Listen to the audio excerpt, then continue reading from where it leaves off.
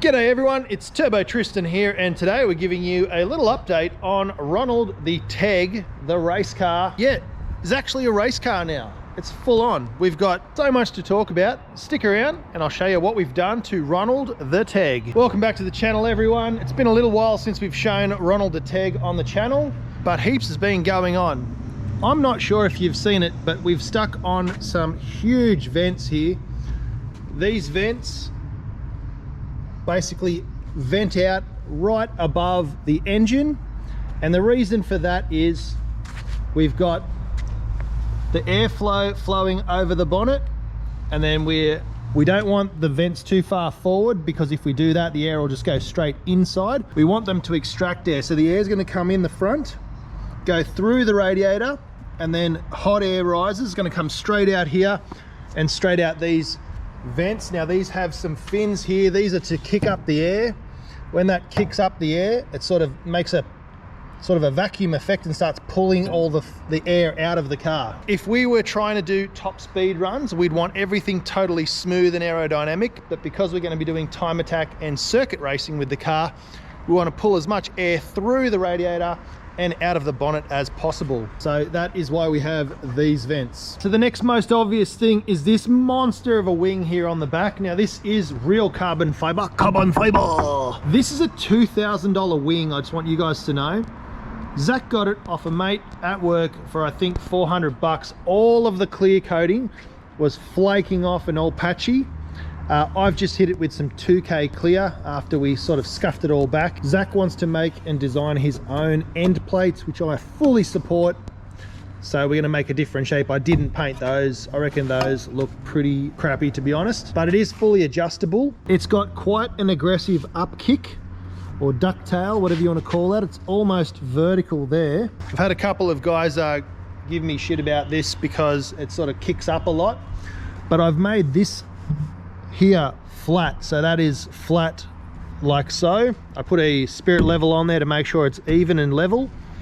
That's just how this goes, which I think the air comes through here, splits off, goes flat, and then kicks up. That's going to get the downforce happening, pushing on there in the back. The back of the car is exceptionally light. We've got a few like holes to fill in here. We've got nothing in the back, no bumper. There's nothing catching the air here in the back. It's pretty much tires and that's it. So we've got the sway bar, it's very, very stiff. We've got all the bracing, we've got the camber arms, and nothing besides that wing is pushing the back of the car down. There's zero weight in there. We've cut out the metal inside the guards, we've cut out the metal inside the hatch, so there's really nothing in here. And even these crusty clear tail lights, which is like Spec 2001 style, these are even half the weight of the factory lights. So we've got lightweight tail lights, which is just, I think that's hilarious. Interesting to see how this makes the car stay planted through corners, and we're going to put some really aggressive big fins on there. The next thing we've done is we've cut out a piece of tinted perspex and screwed that into the roof with some stainless steel bolts and some window sealant to stop the water getting in. Taking out the sunroof saved, I reckon, around about 20 or 30 kilograms, because there's metal, wires, motors,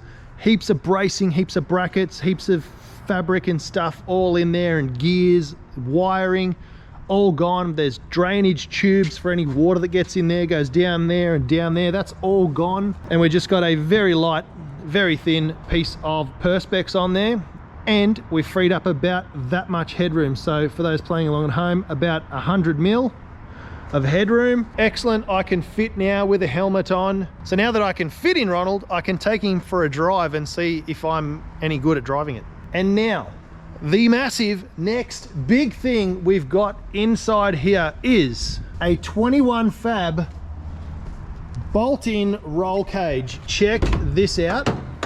We've got the side intrusion bars, which are removable. Bolts into the floor there, bolts into the floor there.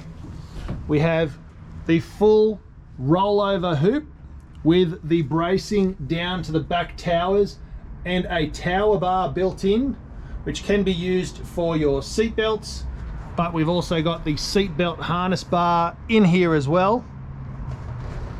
Let's check out those beautiful welds there by Steve at 21 Fab, aka Grubby. You guys all know him. And we've got some Raceworks seats. Now these Raceworks seats, we run these in Ronda. We've got black ones. These are only just released. Only myself and Zach have these seats in our cars at the moment.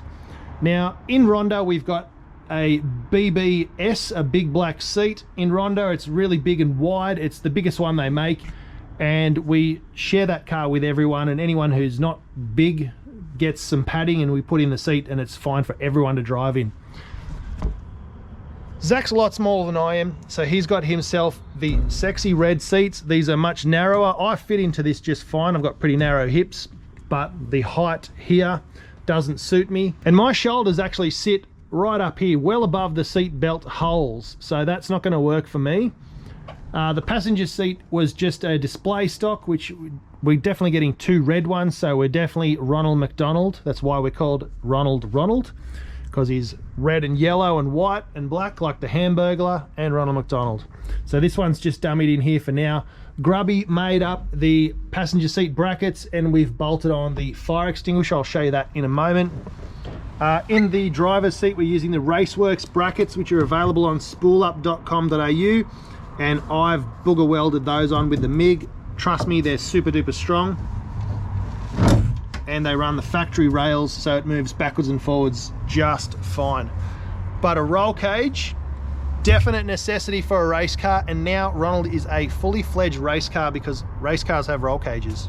I'm actually saving up money, doing some cash jobs, doing work for other people to try and get enough money so I can get a roll cage in my Civic and be safe and push it harder and not having to worry about any of that sort of stuff. So I'm very, very excited for that.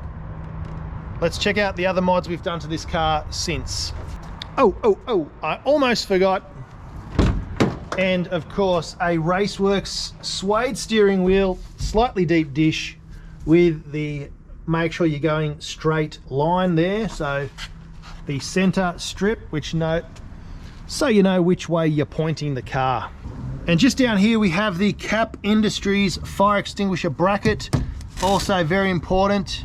That's there, nice and handy for Zach to grab. And then the last thing we've got to do is add in the Raceworks harnesses. These are what's going to keep him strapped in the car and safe, so that is excellent. Again, these are on the spoolup.com.au website. Check them out, link in the description. Get yourself some harnesses, be safe, live your life, drive fast, and enjoy it at the track. That's what it's all about. Raceworks racing harnesses. And for those who didn't watch the last episode where we did all the mods to Ronald with the exhaust and stuff, we have a pod filter and a full air intake. Now we've taken this for a rip up the street. The Dorts, you know what I'm talking about. The Dort is absolutely wild on this car. It sounds crazy. We don't have VTEC, but we've got all the Dorts. So all the D16 guys know what the Dorts are about. Max Peating rods have hooked us up with a strut tower brace. Bolts on. This is actually for a Civic, not an Integra, but they do fit. And we've got the Max Peating rods T7 coilovers. Absolutely loving life at the racetrack. So there's going to be a few up and coming mods to Ronald de Teg, and one of those is a front splitter. Now we got these from Max Peating rods. These are a bolt on to the frame jobby, so they bolt on just there in those 3 holes where your factory tow hook goes. And then what you do is you drill 3 holes, put your splitter underneath there, and then there is a locking pin, and you can remove that when you're at the track. And then it's really easy to locate. Bang, clicks in, boom, in with the pin, and that ain't going anywhere. You can tighten that down, you can adjust the angle slightly on that, and we've got those on both sides. Sits down just below the lip, which is pretty much perfect where we want it for the splitter. And then we've got some garden edging that's going to seal off that whole front section and make a perfect air dam for the splitter. So that's going to help us with downforce. This is going to help us with cooling, which is the AeroCut underbody protection. You can get these from aerocut.com.au. Link will be in the description. We've got some Aerocut products coming for my Civic and also for my Evo. Zach's got them all over his Evo as well, so they're awesome. And what this actually does is it helps with aero and stuff like that by getting the air past the engine and out under the back of the car. But the main thing is when the air's coming in here through the radiator, it's going to take the path of least resistance. If there's nothing here, and let's face it, most of you guys have chucked this away because it's fallen to pieces or fallen off while you're driving because your car's too slammed. Air's going to go through here. It's going to go straight underneath here. It's going to pressurize and spin around and pocket up here, and really, really bad for aero, really, really bad for cooling. Actually, the air could even go through here and out under the bottom of the car and not even go through your radiator. So this is forcing air through the radiator. The other thing it's stopping is air coming in this way under the car and then getting sucked up here and pressurizing under the bonnet behind the radiator and not actually going through the radiator. So you really, really must have a bash plate or at least some kind of plastic tray on your car. The factory one, it's there for a reason. It's to stop air going up inside. They call it a splash tray to stop water splashing up there as well. That definitely helps and is a factor. But the main thing is you don't want air coming under the front of the car and going up into the engine bay. And you also want to make sure your air going through the radiator goes through the radiator and out past the engine. It actually cools everything as it goes past it. And another cool feature with these is Aerocut have designed in some air guides to help guide air into the brakes, which we definitely need that for racing. So I've went and modified this. So Alex, if you're watching, I've just put that bend down to catch more of the air under the car and flick it up into there. Because we added a resonator into the exhaust, we've put a little bash plate here as well. That is to stop it getting hooked on the ripple strips or anything like that. And if you guys haven't been watching all the episodes, you will know we partnered up with Whiteline, grip activated. We've gone with a bigger sway bar in the back and a bigger sway bar in the front. We've got all new Super Pro bushes all the way throughout the car. So nice and compliant. Whiteline sway bars, and I've added a little bit of caster by putting some spacers in here as well to push the front wheels forward. But it's official, Ronald is definitely a race car now. We've just got to get this front splitter made and then it is on to the track. So the next one's coming up, I think the 18th of May. So that's in around 2 weeks time. Get down to Sandown Raceway. I'll be there, Zach will be there, and a whole bunch of other people with way cooler cars than us will be there as well. So check it out. It's a fun day. You can get a pass and you can jump in passenger rides. So if you come down and say g'day, Zach might take you out for a run. The last thing we've got to do, which is also a little gift from our friends at Max Peating Rods, is a catch can. Now we've done the air intake. We've got this catch can. Now this goes in place of your battery. You can see inside there, it's all baffled. So it directs the air out and the oil down, so it catches all that. It can be drained. It's got 2 filters. It comes with a bracket that bolts in where the battery goes. We're going to relocate the battery out of the front of this car anyway. So this is from Max Peating Rods. I'll be running one in my car as well, in my Civic up there. So stick around for that build. It's going to be really fun. And the next thing we're going to do is we're going to talk to some guys. We'll unveil them soon, but we're going to make some side skirts that come down here, those alloy ones that you see a lot of guys in America run. So I'm going to get these off, get some measurements off to my buddy who makes these, and you'll hear more about that in an upcoming episode. Until next time, don't forget to spool up, bring the boost, and we'll see you in the next video. Cheers for watching the progress on Ronald the Teg.